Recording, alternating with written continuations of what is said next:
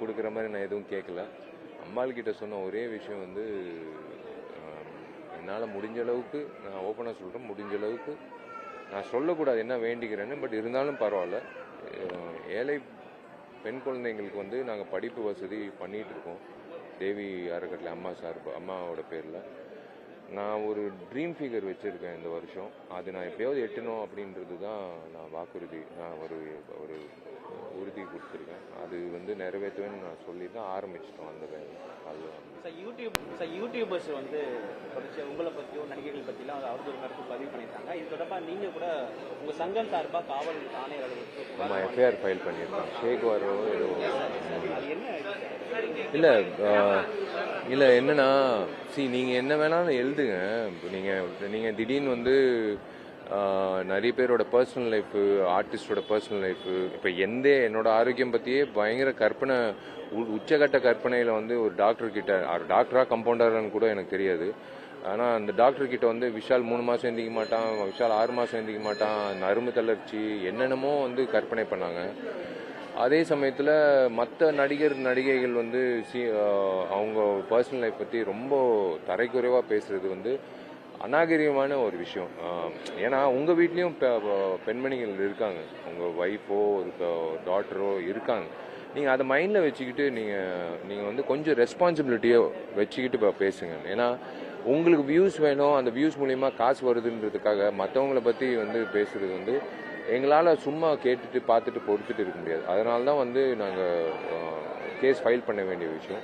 நீங்கள் சும்மா freedom of expression சொல்லிட்டு நீங்கள் தப்பிக்கலாம். ஆனால் இது ஃப்ரீடம் ஆஃப் எக்ஸ்பிரஷன் வந்து நீங்கள் உங்களோட கருத்தை திணிக்கலாம். இந்த படம் நல்லா இருக்குது, நல்லா இல்லை அப்படின்னு சொல்லலாம். இவர் நடித்தது கேவலமாக இருக்குது, நல்லா இருக்குது அப்படின்னு சொல்லலாம். ஆனால் அவங்களோட பர்சனல் லைஃப் வந்து நீங்கள் பகிரங்கமாக சொல்கிறது வந்து உங்களுக்கு எந்த வகையில் அதிகாரம் கிடையாது.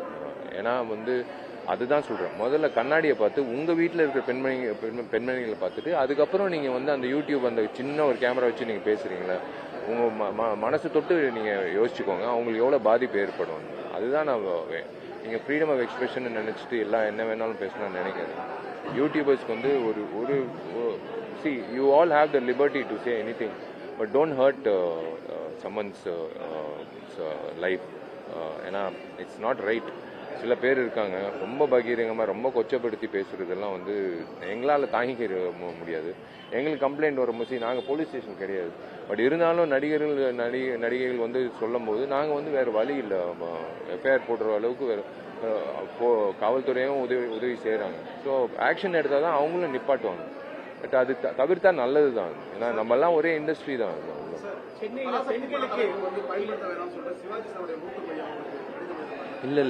இல்லை ஆக்சுவலாக விஜய் ஆண்டனி வந்து அந்த டைட்டில் ரெஜிஸ்டர் பண்ணிட்டாரு.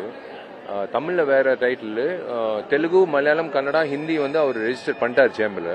பட் அது தாண்டி வந்து அவங்க பேனரில் சிவகார்த்திகேயன் படம் வந்து தெலுங்குலேயும் ரிலீஸ் பண்ணிட்டாங்க டீசரு. பட் ஐ திங்க் ஒரு சமரசம், they've come to an understanding.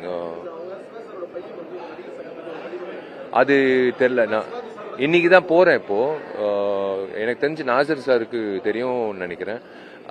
அதுக்கேற்ற மாதிரி என்ன, ஏன்னா யார் பதிவு பண்ணாங்கன்றது தான் முக்கியம், யார் முதல்ல பதிவு பண்ணாங்கன்றது முக்கியம். ஏன்னா சேம்பரில் பதிவு பண்ணும்போது அது எல்லாத்தையும் செக் பண்ணிட்டு தான் வந்து அப்ளிகேஷனை அப்ரூவ் பண்ணுவாங்க.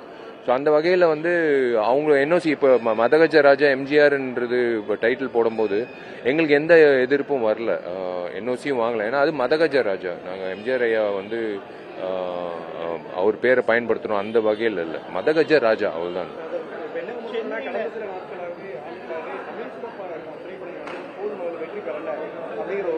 கதைக்கு பஞ்சமா, வெற்றி குறைவா இருக்கு அப்படின்றது இப்ப தலைப்புக்கும் ஒரு 2 ஹீரோக்கள் 25 படத்துக்காக மோதிக்கிறாங்க அப்படிங்கிற மாதிரி பரவலான விமர்சனம். இல்லைங்க, ஒரே ஒரு விஷயம் நான் திரும்பவும் சொல்கிறேன். நீங்கள் என்ன வேணாலும் தப்பாக நினச்சிக்கோங்க. ப்ரொடியூசர்ஸ் நான் பேசுகிறது பார்த்துட்டு சின்ன படங்களுக்கு வந்து அடுத்த 1.5 வருஷம் வந்து 1லேருந்து 4 கோடி வரைக்கும் நான் ஏற்கனவே சொல்லியிருக்கேன். நீங்கள் என்னை திட்டினாலும் சரி, இதுதான் உண்மை.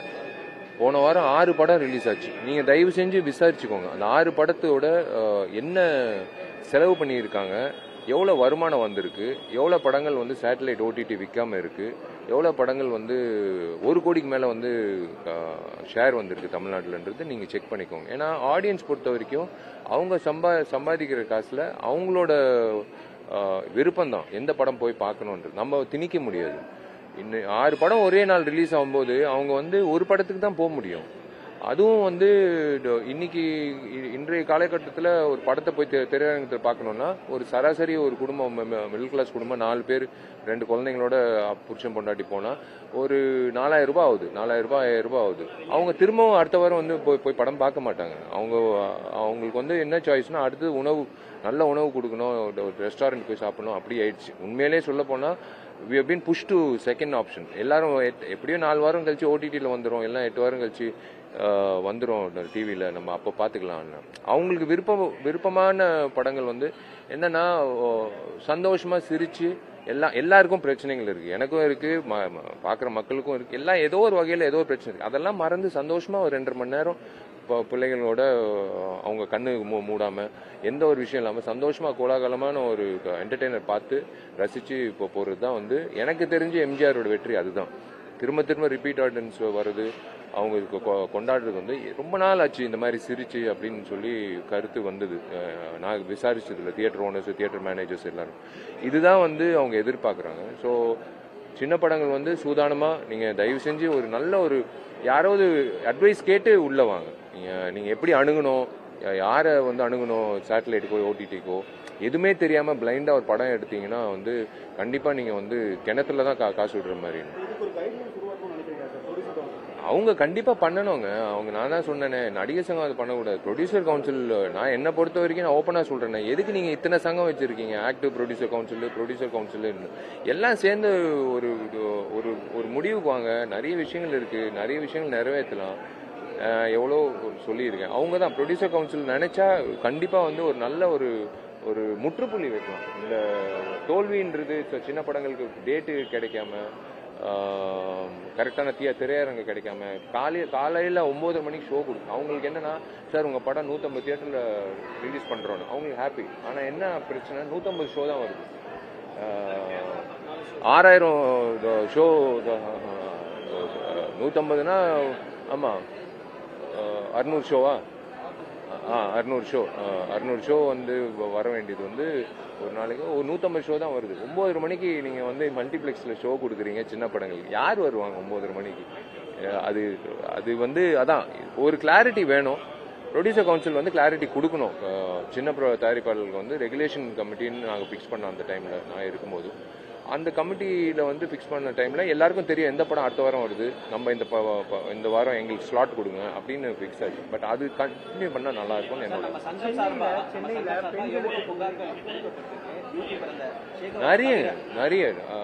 நிறைய பேர் மேலே தகவல் இது வந்திருக்கு. எங்களால் முடிஞ்ச அளவுக்கு அவங்க என்னன்னா நீங்கள் பேசிட்டீங்க, ஆனால் அவங்களும் ஃபேமிலி ஃபேஸ் பண்ணோம். ஃபேமிலியில் இருக்க பசங்களும் அந்த வீடியோ பார்ப்பாங்க. அவங்களுக்கு ரொம்ப தர்ம சங்கடமாக இருக்குது. அது பார்க்கும்போது எங்களால் சும்மா இருக்க முடியாது. இல்லை, புகார் வந்து போலீஸில் கம்ப்ளைண்ட் கொடுத்து இந்த மாதிரி அவதூறாக பேசுகிறாங்க, தயவு செஞ்சு எஃப்ஐஆர் ஃபைல் ஆயிடுச்சு. அவர் மேலே ஃபைல் பண்ணிட்டாங்க. காவல்துறைக்கு ரொம்ப நன்றி அது பண்ணதுக்கு. ஏன்னா ஒரு பயம் வந்தால் தான் அவங்க வந்து நிப்பாட்டுவாங்கன்னு நினைக்கிறேன். சென்னையில் பெண்களுக்கு பாதுகாப்பு கம்மின்னு இருக்குங்க. தென் சென்னையில் யார் அந்த கார் இருந்தாங்க, இப்போ நேற்று ஈசிஆரில் யார் அந்த கார் அப்படிங்கிற ஒரு விமர்சனம் இருக்குது. நீங்கள் ஏழை பெண்களுக்கு வழிபட்டுருக்கீங்க. சென்னையில் பெண்களுக்கு பாதுகாப்பு இல்லை அப்படின்னு ஒரு விமர்சனம் வந்து நீங்கள் எப்படி பார்க்குறீங்க? இல்லைங்க, ஒரே ஒரு விஷயந்தான். நான் எல்லா பெண்மணிகளுக்கும் நான் சொல்கிற ஒரே விஷயம், நீங்கள் ஸ்கூல் படித்து முடித்து காலேஜ் போய் படித்து முடிக்கிறதுக்குள்ளே செல்ஃப் டிஃபென்ஸ் கற்றுக்கோங்க. செல்ஃப் டிஃபென்ஸ்ன்றது ரொம்ப முக்கியம். இது வந்து சில பொறுக்கிங்க வந்து அவங்க எவ்வளோ சொன்னாலும் யார் சொன்னாலும் ஏன் அம்பாலே வந்து சொன்னாலும் சில பேர் கேட்க மாட்டாங்க. அவங்க வந்து பெண்களை வந்து ஏதோ ஒரு கமாடிட்டி மாதிரி அந்த போதையில் வந்து எதேதோ பைத்தியக்காரத்தனமாக பண்ணுறாங்க. இவங்கெல்லாம் இதெல்லாம் நிப்பாட்டணும்னா வந்து அதான் காவல்துறை அந்த ட்ரிங்கிங் அண்ட் டிரைவிங் வந்து அந்தந்த இடத்துல செக் போஸ்ட் வச்சுருக்காங்க. பட் இருந்தாலும் சில இந்த மாதிரி இன்சிடென்ட்ஸ் நடக்குது. அதான் செல்ஃப் டிஃபென்ஸ் கற்றுக்கோங்க. நீங்கள் வந்து கிட்டத்தட்ட ஆம்பளை மாதிரி நீங்கள் பெண்கள்னால நீங்கள் பயந்துக்கிட்டு தைரியமாக வந்து ஃபேஸ் பண்ணி நீங்கள் வந்து ரிட்டாலியேட் பண்ணிங்கன்னா அது நடக்கும். தேங்க்யூ. நீங்க ஆரம்பத்துல இருந்தே அரசியல் ஈடுபடுறீங்க. அரசியல் நெருங்கும் போது 2020 தேர்தல் மீண்டும் அரசியல் களத்துல தீவிரமா எதிர்பார்க்கிறீங்க. அது டைம் வரும். அதுதான் திரும்ப நான் உங்களை சந்திப்பேன்ல நவம்பர் டிசம்பர்ல, அப்போ நான் சொல்றேன். ஏன்னா அதுக்குன்னு ஒரு நேரம் இருக்கு. இப்போ எனக்கு லைன படங்கள் தான் தெரியும் தவிர்த்து என்ன நான் வரக்கூடாதுன்னு நான் வேண்டிக்கிறேன். அவ்வளவுதான். இன்னொரு கட்சி, இன்னொரு கொடி, இன்னொருத்தன் வரான் என்ன ஏன்னா நீங்கெல்லாம் நல்லது செஞ்சீங்கன்னா அரசியல்வாதிங்க, நாங்கெல்லாம் எதுக்கு வரோம்? நாங்கள் எங்கள் தொழிலை பார்த்துட்டு போவோம். நீங்கள் பண்ணலன்றது நாங்கள் வந்து கண்ணால் பார்க்குறோம். ஒவ்வொரு கிராமத்துக்கு நாங்கள் போய் இப்போ படைப்பிடி பண்ணும்போது 70 வருஷம் மேலே ஆச்சு இண்டிபெண்டன்ஸ் வந்து. ஆனால் இன்னும் குடிநீர் வசதி இல்லாமல் பல கிராமங்கள் இருக்குது. ஒரு போர்வெல் போடுறதுக்கு வந்து 4 வாரம் கரண்ட் கொடுக்கறது ஈவி வந்து யோசிச்சாங்க. ஏன்னா வந்து விஷால் வந்து நான் சொன்னேன் என் பேரே வேணாம், அந்த ஊர் பஞ்சாயத்து தலைவர் தலைமையில் அவங்களே கூப்பிட்டு அவங்களுக்கு குடிநீர் வசதி கொடுக்குறது 2 போர்வெல் போட்டு கரண்ட் இல்லாமல் 4 வாரம் அப்ளிகேஷன் அப்ரூவல் ஆகாமல் இருந்தது. அதுக்கப்புறம் வந்து வேற வழி இல்லைன்ட்டு நாங்கள் கடினமாக கேட்கும்போது அதுக்கப்புறம் 235 குடும்பங்களுக்கு வந்து இப்போ குடிநீர் வசதி இப்போ செஞ்சுருக்கோம். பக்கத்தில் இருக்கிற 4 கிராமத்துக்கும் அவங்க பயன்படுத்திக்கலாம். 8 கிலோமீட்டர் நடக்க தேவையில்லை. இந்த மாதிரி எத்தனையோ கிராமங்கள் வந்து இன்னும் ரோடு போடாமல் மருத்துவ வசதி இல்லாமல் கர்ப்ப பெண்மணிகள் வந்து அவ்வளோ தூரம் கொண்டு போகணும். நிறைய விஷயங்கள் இருக்குங்க. அது ரொம்ப தர்ம சங்கடமாக இருக்கு. அதெல்லாம் நீங்கள் நிறைவேற்றினீங்கன்னா நாங்கள்லாம் வந்து நாங்கள் வந்து நடிக்க போயிடுவோம். நீங்கள் நடிகர்கள் ஆகும்போது நடிகர்கள் தான் அரசியல்வாதிகள்லாம் மாறுறதுக்கு நீங்கள் தான் வலியுறுத்துறீங்க. இல்லைங்க, அது வந்து முக்கியமாக வந்து எங்களையும் சூதாட்டம், சினிமா இண்டஸ்ட்ரியும் சூதாட்டம் ஒரே பிரிவில் போட்டிருக்காங்க ஜிஎஸ்டி.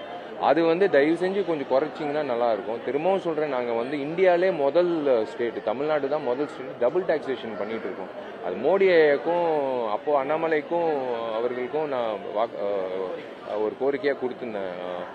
தயவு செஞ்சு பாருங்க, 18% plus 8% local body tax, 2 tax கட்டுறோம். அது ரொம்ப அநியாயமான ஒரு விஷயம். ஏதோ ஒரு டேக்ஸ் தான் கட்டணும்னு பிரதமர் சொல்லியிருக்காரு. ஏன் இந்தியாவில் ஒரே ஒரு ஸ்டேட் தமிழ்நாடு மட்டும் 2 டாக்ஸேஷன் பண்ணுறாங்க? ஏன்னா அது ஒரு பெரிய ரிலீஃப்.